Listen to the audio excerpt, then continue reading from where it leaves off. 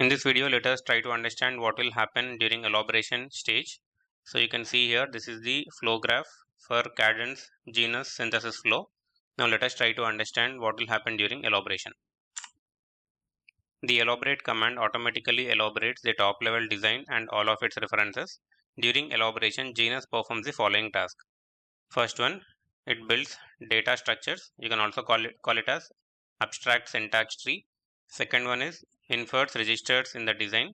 Third is performs high level HDL optimization such as dead code removal, and it will check for semantics, means if there are any grammatical mistakes, if you are not following the proper syntax, then it will report.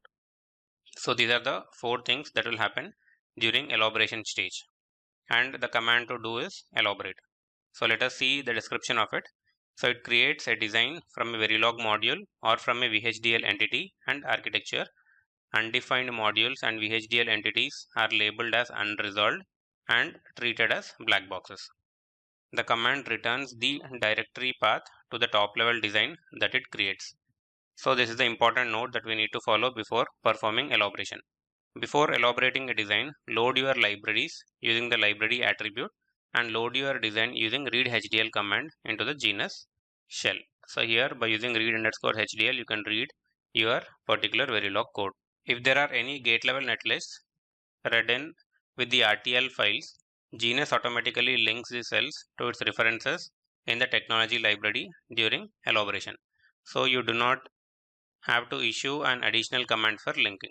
So when you type the elaborate command, automatically it will be performing linking also. There is no separate command called as linking in Cadence Genus Synopsys flow. At the end of elaboration, Genus displays unresolved references immediately after the keyword done elaboration.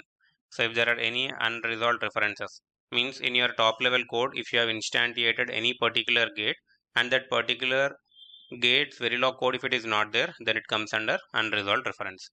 So these are some of the error messages that you will get. After elaboration, Genus has an internally created data structure for the whole design, so you can apply constraints and perform other operations. So once after elaboration, you can apply the constraints called as Synopsys design constraints and perform the required operations. Now let us try to understand some of the basic terminology according to DC. Here DC stands for design compiler. So now this terminology is based on Synopsys design compiler.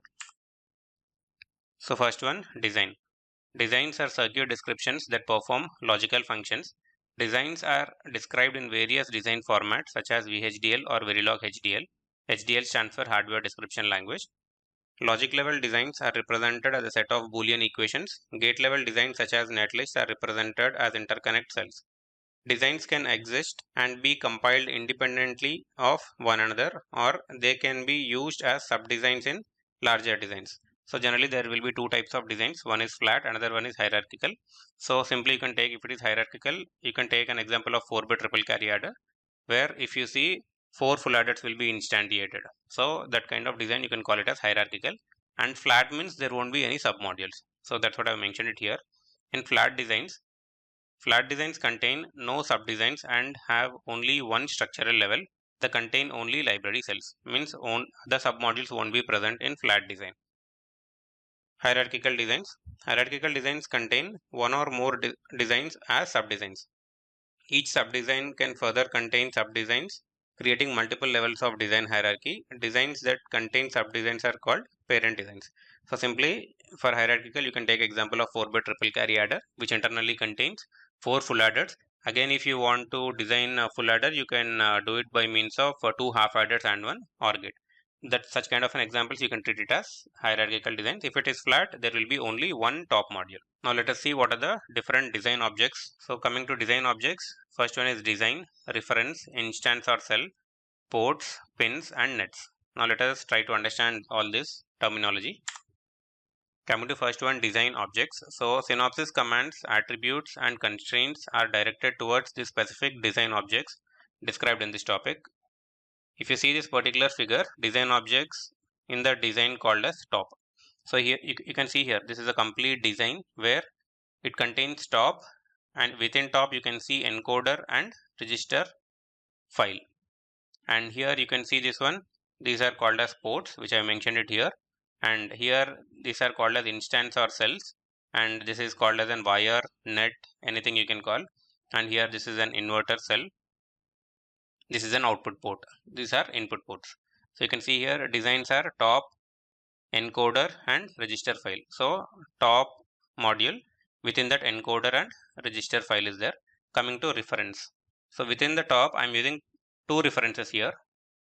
One is encoder, another one is register. Apart from this, we are having one more reference, that is inverter. Coming to instances. Instances means we are instantiating it. Means within the top I am instantiating encoder by using name U1. I am instantiating register file by using U4. I am instantiating this particular inverter, and instance name is U2, and another inverter with U3. Coming to design. A design consists of instances, nets, ports and pins. It can contain subdesigns and library cells. In figure 3, the designs are top, encoder and register file. So this is the top module. Within top module I am having encoder, another one is register file. The active design is called as current design. So here now our current design will become top. Most commands are specific to the current design, that is they operate within the context of current design. Now let us see what is meant by reference. A reference is a library component or design that can be used as an element in building a larger circuit. So by using these references we can build larger circuits. The structure of the reference can be a simple logic gate or a more complex design.